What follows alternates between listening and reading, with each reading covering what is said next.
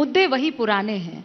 मदनी साहब, महमूद मदनी साहब, अभी उन्होंने हाल ही में बयान दिया है, इस्लाम का जिक्र छेड़ा है। उन्होंने कहा सबसे प्राचीनतम अगर कोई धर्म है तो इस्लाम है, उसकी पैदाइश जो है यहीं हुई है, इस पर बहस ही नहीं होनी चाहिए। आपकी क्या राय है? देखिए, मदनी साहब जो है बुजुर्ग हैं और काफी उम्र दराज हैं।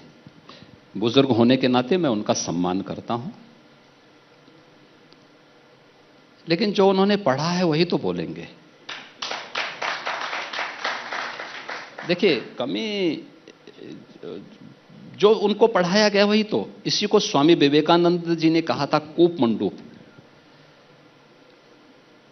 उन्होंने अपने एक ऐतिहासिक भाषण की शुरुआत यहां से की थी कि एक कुएं में एक बार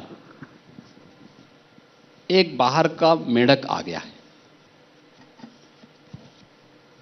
कुएं में गिरा तो कुएं में जो मेंढक थे उसने कहा कि भाई तुम कहां से आए हो? उसने कहा साहब मैं समुद्र से आया हूं। तो कहा समुद्र कहां है? उन्होंने कहा बाहर बहुत बड़ा समुद्र है।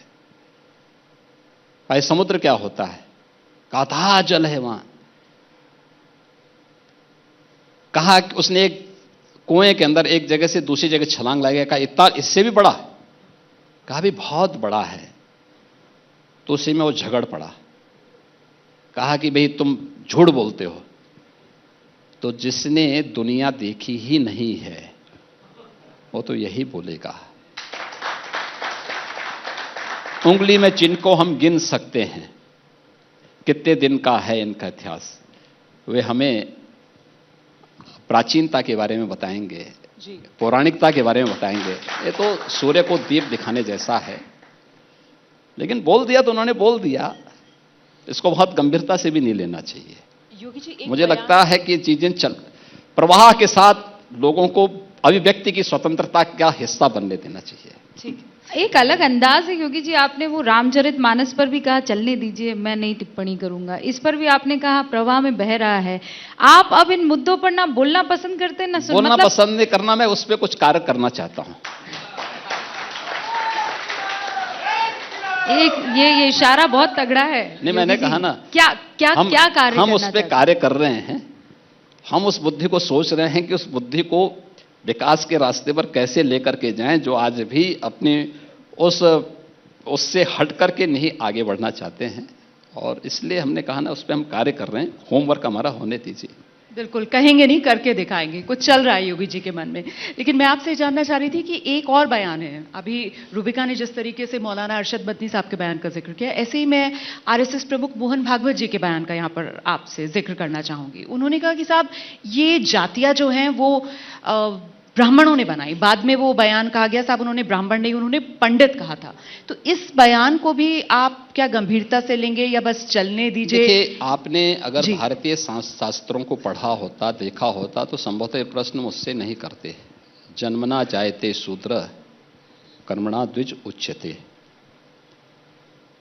या श्रीमद् भगवत गीता में भी बहुत स्पष्ट लिखा गया है, चातुर्वर्ण्यम मया सृष्टम गुण कर्म विभाग स। अगर हम इन पंक्तियों को सही परिप्रेक्ष्य में ले लेंगे तो मुझे लगता है कि आदरणीय भागवत जी के उस पर कोई टीका टिप्पणी और किसी प्रकार का कोई प्रश्न किसी को नहीं उठाना चाहिए। और मुझे लगता है कि जो शास्त्र सम्मत है उसका हमें सम्मान करना चाहिए। तो भागवत जी का बयान जोड़ने वाला या तोड़ने वाला? नहीं, इसको मैं क्या कह रहा हूं, दृष्टि सबकी अलग अलग हो सकती है। मैं अपनी बात को किसी भी जबरदस्ती का ही थोप दूंगा कि भाई व्यक्ति को जिस रूप में लेना है, जो बयान दिया गया है शास्त्र सम्मत तरीके से दिया गया है, उसको उसी रूप में लेना चाहिए। क्या मजबूरी है मेरी बताइए? मैं अभी आपको बताती हूँ कि मैंने ओए होए होए होए, नमकीन के चटकारे लेते हुए टकटकी मार के डिबेट शो को पॉज रिपीट कर करके देख रहे हैं जोगिंदर जी।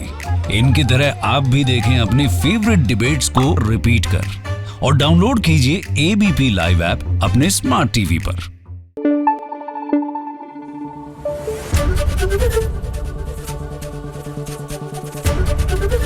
एबीपी न्यूज आपको रखे आगे।